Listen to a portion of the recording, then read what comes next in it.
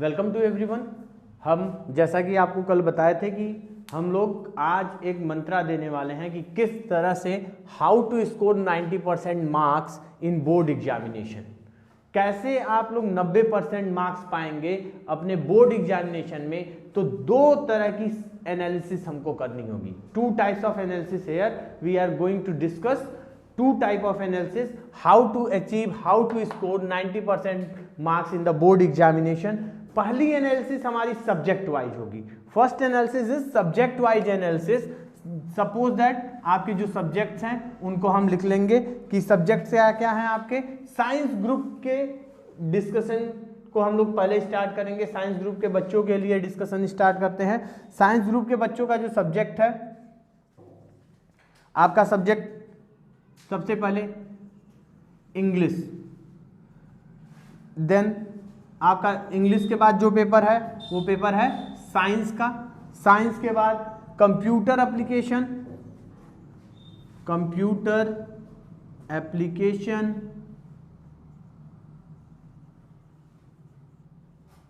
Next आपका आ जाता है social science, social science, social science के बाद हिंदी, एंड लास्ट में जो आपका एग्जामिनेशन आया है वो है मैथमेटिक्स का। एक बहुत बड़ी सच्चाई आप लोगों के सामने मैं रखता हूं। हो सकता है कुछ लोगों को अच्छा लगे, हो सकता है कुछ लोगों को मेरी बात बुरी लग जाए, लेकिन ये एकदम से प्योरिटी है, सच्चाई है कि सीबीएसई बोर्ड का बच्चा सबसे ज्यादा फोकस करता है तो वो करता है इंग्लिश पे, साइंस पे, मैथ्स पे।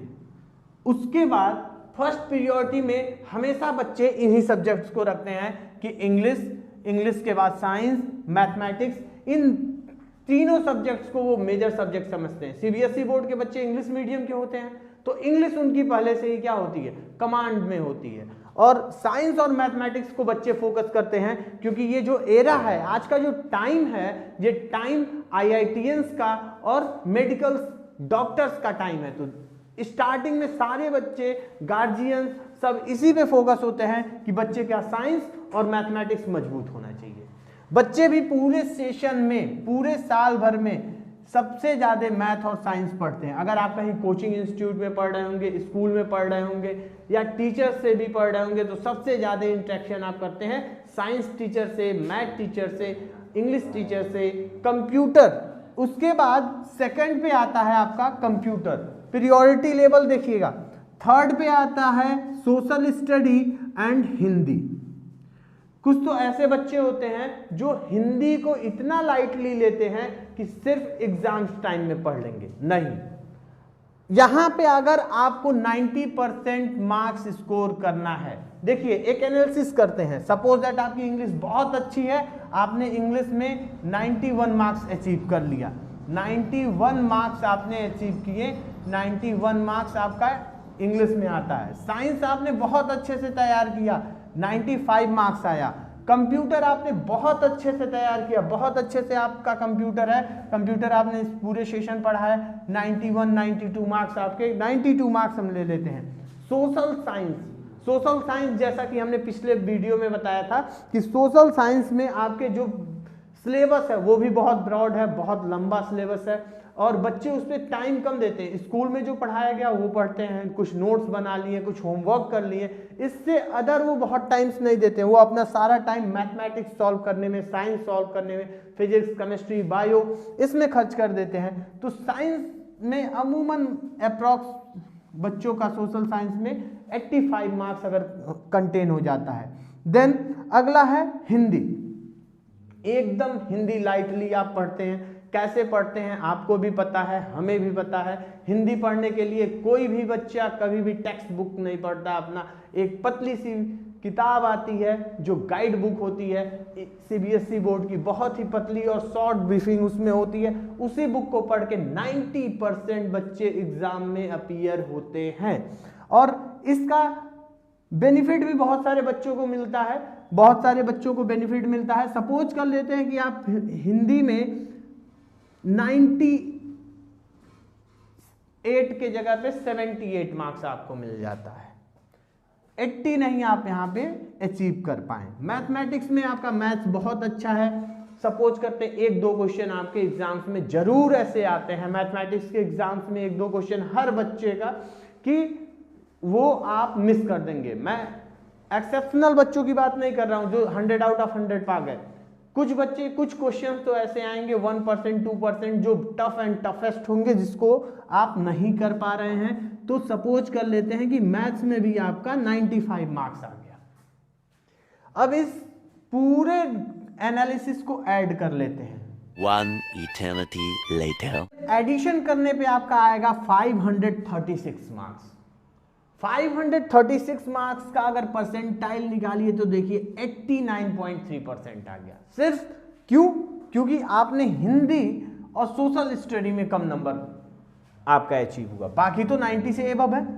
बट इसीलिए मैं हर एक बच्चे को यह सजेशन दूंगा कि इक्वल अप्रोच रखिए। आप किसी भी सब्जेक्ट को निग्लेक्ट नहीं कर सकते हैं, हर एक सब्जेक्ट आपका इंपॉर्टेंट है, हर एक सब्जेक्ट आपके 100 मार्क्स के हैं, तो आपको हर एक सब्जेक्ट पे अपना कमांड बनाना होगा। और यही मंत्र है, ये पहला मंत्र है आपके सक्सेस का, जो आपको सक्सेस तक ले जाएगा कि आप 90% मार्क्स कैसे अचीव करेंगे। आप किसी भी सब्जेक्ट में फुल आउट ऑफ फुल पा जाते हैं, दूसरे सब्जेक्ट में आपके नंबर खराब हो जाते हैं, तो ये आपके लिए डिमेरिट है। आपको इस चीज पे फोकस करना होगा कि हमारा ऑल ओवर सब्जेक्ट में नंबर अच्छा रहे, 95, 92, 89 to 90, नेक्स्ट 80, 90 मार्क्स हिंदी में भी हो एंड देन 95, और इसके बाद आप देखिए आप टॉप 90 प्लस के स्टूडेंट्स में अपने स्कूल में होंगे, आपकी रैंक बहुत अच्छी होगी। तो ये पहला एनालिसिस डिस्कशन था जो हमारा सब्जेक्ट वाइज था। दूसरा analysis discussion, second analysis discussion copy के ऊपर कि किस तरह से हम बोर्ड्स की कॉपियां राइट करेंगे, किस तरह से बोर्ड्स की कॉपियां लिखेंगे, कैसे फॉर्मेटिंग करेंगे कॉपी की, और कैसे अच्छे मार्क्स हम अचीव कर सकते हैं। तो इसके ऊपर हम लोग अभी डिस्कशन करने जा रहे हैं कि किस तरह से हमको ज्यादा से ज्यादा मार्क्स। हम लोगों का जो सेकंड एनालिसिस जो हमने अभी आप लोगों को बताई थी, वो सेकंड एनालिसिस हमारी ये है कि how to write the answers in board examination, किस तरह से आंसर्स लिखते हैं। पहले आपको सबसे इंपॉर्टेंट आपको अपनी हैंडराइटिंग पे वर्क करना होगा। हैंडराइटिंग सबसे पहला वर्क हैंडराइटिंग पे करना है। हैंडराइटिंग पे वर्क करने से पहले कुछ चीजें आपको ये जाननी है कि हैंडराइटिंग कैसी हो। अगर आपकी हैंडराइटिंग कर्सिव हैंडराइटिंग है तो मच बेटर, बोर्ड्स उस पर अच्छे मार्क्स देता है। कर्सिव हैंडराइटिंग आपकी, जब आप कर्सिव हैंडराइटिंग में लिखते हैं तो आपके मार्क्स अच्छे होते हैं। तो अगर आपकी हैंडराइटिंग कर्सिव नहीं है तो आप उसको कर्सिव करने की कोशिश कर सकते हैं। आपके पास अभी 60 डेज बचे हुए एग्जामिनेशन में, अभी आपके अप्रोक्सीमेट आपके 60 डेज बचे हुए हैं, 55 डेज तो हैं आपके हाथ में ऑल ओवर। तो आपको पहला काम अपनी हैंडराइटिंग पे करना है। दूसरा आपको वर्क करना है, सेकंड वर्क आपका है कॉपी पे। जब आप बोर्ड की कॉपी लिखते हैं, ये एक नॉर्मल पेज कॉपी है, इस पे मैं बता रहा हूं आप लोगों को कि किस तरह से बोर्ड की कॉपी में को आपको लिखना है। आपको बोर्ड की कॉपी लिखते समय सबसे इंपॉर्टेंट वर्क होता है कि लेफ्ट साइड में जो आप मार्जिन रखते हैं, लेफ्ट साइड की मार्जिन, एंड आप ऐसी ही सेम राइट साइड में भी मार्जिन रखिए। हर एक कॉपी में, हर एक सब्जेक्ट में left and right both side में आपको मार्जिन रखनी है। दोनों साइड में आपका मार्जिन लाइन होना चाहिए। लेफ्ट साइड के मार्जिन लाइन पे आप कुछ भी नहीं लिखेंगे। बोर्ड के लेफ्ट साइड का जो भी कॉपी होगा उस कॉपी के लेफ्ट मार्जिन पे, सपोज कर लीजिए कि ये हमारी बोर्ड की कॉपी है, बोर्ड की कॉपी का ये लेफ्ट साइड है, इस लेफ्ट साइड में आपको कुछ नहीं लिखना है, एक सिंगल वर्ड नहीं लिखना है। और अगर आप इसमें क्वेश्चन लिखते हैं, क्वेश्चन नंबर डालते हैं, तो ये भी बोर्ड के हिसाब से रॉन्ग मेथड है। आपको क्वेश्चन मार्क्स डालना है, आप यहाँ पे क्वेश्चन मार्क्स डालिए, सबसे ऊपर क्वेश्चन 1 और आंसर लिख दीजिए, आंसर यहाँ पे लिखिए आप क्वेश्चन 1A आंसर। इस तरह से आपको अपनी कॉपी को फॉर्मेट करना है। लेफ्ट साइड में आपको कुछ नहीं लिखना है, सेम राइट साइड में भी आप कॉपी को थोड़ा सा छोटा कर सकते हैं। राइट साइड में आपकी कॉपी बड़ी होती है, आपकी कॉपी की विड्थ ज़्यादा होती है, तो आप राइट साइड में भी एक छोटा सा मार्जिन रखेंगे। राइट साइड में जब आप मार्जिन रखते हैं तो आपकी कॉपी की जो विड्थ है, चौड़ाई जो है वो क्या हो जाती है, कम हो जाती है। इससे फर्स्ट आपको बेनिफिट क्या मिलता है कि आपको अगर आंसर राइटिंग करना है तो आपका आंसर बड़ा दिखाई देगा। बोर्ड एग्जाम में आपको प्रॉपर 32 पेज की कॉपी मिलेगी। आप अगर 3 घंटे प्रॉपरली राइट करते रहें तो भी वो कॉपी आप भर नहीं सकते हैं, बट आप सुंदर सुंदर और अच्छे तरीके से प्रॉपर फॉर्मेटिंग करके टू द पॉइंट लिख रहे हैं तो आपकी कॉपी बहुत ही सुंदर दिखाई देगी। लेफ्ट साइड में एक्चुअल में क्या होता है, मैं खुद बोर्ड एग्जामिनेशन की कॉपी चेक करता हूं तो मैं आपको ये बता रहा हूं इसलिए कि लेफ्ट साइड में आपकी जब कॉपी बोर्ड में जाती है चेक होने के लिए तो कॉपी पे आपके मार्किंग की जाती है। मार्किंग का सिस्टम क्या होता है, क्वेश्चन नंबर 1 लिखा हुआ है, इसके पार्ट 1 2 3 4 ये जैसे पार्ट लिखे हुए हैं, तो ये आपने क्वेश्चन नंबर 1 सॉल्व किया तो यहाँ पे आपको जो नंबर दिया जाता है बोर्ड में, यहाँ पे स्टेप मार्किंग की जाती है। स्टेप मार्किंग आपकी कॉपी में आपने जो आंसर लिखा है, सपोज दैट आपने कोई आंसर राइट किया, 2 लाइन्स का आंसर आपने राइट किया और फिर पैराग्राफ चेंज करके आपने 4 लाइन्स और लिखे, तो यहाँ पे आपका स्टेप हो गया हाफ मार्क्स का, यहाँ पे आपका स्टेप हो गया 1 मार्क्स का। अब ये दोनों नंबर जो आपकी कॉपी में मिले हैं वो दोनों नंबर ऐड करके इस क्वेश्चन के सामने 1.5 मार्क्स कर दिए जाते हैं। बोर्ड के कॉपी चेकिंग का ये प्रोसेस होता है। Step wise CBSE step wise marking each and every subject में आपका आता है, तो आपको कॉपी लिखते समय ये हमेशा ध्यान देना है कि हाँ, राइट साइड में हमने क्यों कहा मार्जिन छोड़ने के लिए। राइट साइड की मार्जिन क्या करती है, जब टीचर ने यहाँ पे चेक किया तो यहाँ पे टिक करके वो यहाँ नंबर दे देता है हाफ मार्क्स स्टेप का, 1 मार्क्स स्टेप का, और टीचर बहुत ही इंप्रेस होता है ऐसी कॉपी से। आप अगर अपनी copy neat and clean, proper distance, words के बीच में प्रॉपर डिस्टेंस, एक लाइन में आपको मिनिमम बॉक्स बनाने के बाद, सपोज दैट ये आपका राइट लेफ्ट मार्जिन हो गया और ये आपका राइट मार्जिन हो गया, तो इसके बीच में प्रॉपर 6 वर्ड 7 वर्ड से ज़्यादा आप कभी भी ना लिखे बोर्ड एग्जामिनेशन कॉपी में। एक बहुत पुरानी कहावत है, first impression is last impression, you have never again a chance for making a first impression.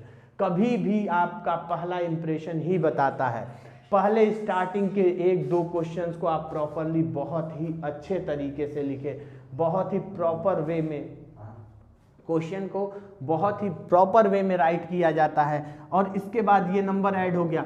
जैसे ही आपका क्वेश्चन ओवर हो जाए, उस क्वेश्चन के ओवर होने के बाद आप यहाँ पे डबल लाइन मार्किंग कर दें, या आप एग्जाम में आपको लास्ट में टाइम बचता है तो मार्क कर दें कि ये क्वेश्चन हमारा कंप्लीट हो गया। आफ्टर देन आप सेकंड क्वेश्चन यहीं से लिखना स्टार्ट कर सकते हैं। सेकंड नंबर का क्वेश्चन, ये क्वेश्चन 1 के ही पार्ट हैं। क्वेश्चन 1 जो है उसके सेक्शंस हैं 1 2 3 4, ये 1 2 3 4 आपके जो सेक्शंस हैं उन सेक्शंस को एक साथ लिखिए, तो इससे आपकी बोर्ड की कॉपी बहुत ही सुंदर दिखाई देगी, नीट एंड क्लीन। कभी भी बोर्ड की कॉपीज में व्हाइटनर का यूज ना करिए, कभी भी आप बोल्ड मार्कर्स का यूज ना करिए। हाइलाइटर का यूज वहाँ पे कर सकते हैं जहाँ पे आपको एकदम कॉन्फिडेंट है कि ये मेरा रिएक्शन है। जैसे आपने रिएक्शन लिखा Na+Cl, NaCl कर दिए, तो Na+Cl NaCl आपने कर दिया, तो क्या आपको लगता है ये रिएक्शन सही है? नहीं, इसके ऊपर लगाइए माइनस, और तब उसके बाद आप इसको करिए बोल्ड मार्क, क्योंकि वहाँ लगना चाहिए कि यही चीज। कुछ कॉपीज में क्या होता है कि आपने ये क्वेश्चन लिख लिया, इस सेक्शन के सारे क्वेश्चन जब आप अटेम्प्ट कर लेते हैं, देन आपको क्या करना है, इस क्वेश्चन के सारे क्वेश्चंस को आपने अटेम्प्ट कर लिया। अब सपोज दैट क्वेश्चन नंबर 1 का क्वेश्चन नंबर 4 आपका बीच में ओवर हो गया, बीच में आपका ये ओवर हो गया, तो इस पेज में आपको क्वेश्चन नंबर 2 स्टार्ट नहीं करना है। इसमें आपको क्वेश्चन नंबर 2 स्टार्ट नहीं करना है। यहाँ पे आप क्या करेंगे, इस पेज को लीव आउट कर देंगे। आप नेक्स्ट पेज पे जाएंगे और उस नेक्स्ट पेज पे आप क्या करेंगे, फिर से क्वेश्चन की राइटिंग स्टार्ट करेंगे। तो ये पहला मंत्र। दूसरा एनालिसिस है आप लोगों के क्वेश्चन आंसर राइटिंग का। सपोज दैट आपने एक नॉर्मल सा कोई डिफिनीशन या कोई न्यूमेरिकल क्वेश्चन या कोई भी चीज़ आप करना शुरू करते हैं तो आप क्या करते हैं कि एक ही लाइन में 10-10 वर्ड, 10 वर्ड्स, 18 वर्ड्स लिख देते हैं। कभी भी ऐसा ना करें। हिंदी में आप निबंध लिख रहे हैं, पत्र लिख रहे हैं, इंग्लिश में लेटर लिख रहे हैं, एस्से लिख रहे हैं, उसको प्रॉपर तरीके से लिखिए। जहाँ पे पैरा चेंज करना है, पैराग्राफ्स को चेंज करिए प्रॉपरली। पैराग्राफ चेंज करने पे मार्किंग होती है हिंदी में, इंग्लिश में ये सारी चीज़ें ध्यान दी जाती हैं। तो इस तरह से आप अपने कॉपी को बहुत ही सुंदर, बहुत ही इम्प्रेसिव बना सकते हैं। और एक और मंत्र आप लोगों के लिए है, मैथमेटिक्स में जब आप मैथमेटिक्स का कैलकुलेशन कर रहे हो, सपोज दैट आपने कोई क्वेश्चन यहाँ पे सॉल्व किया, क्वेश्चन नंबर 1 था, एमसीक्यू टाइप क्वेश्चन था, तो ये जो राइट मार्जिन आपने रखी है, इसी के पास एक रफ का मार्जिन आप बना सकते हैं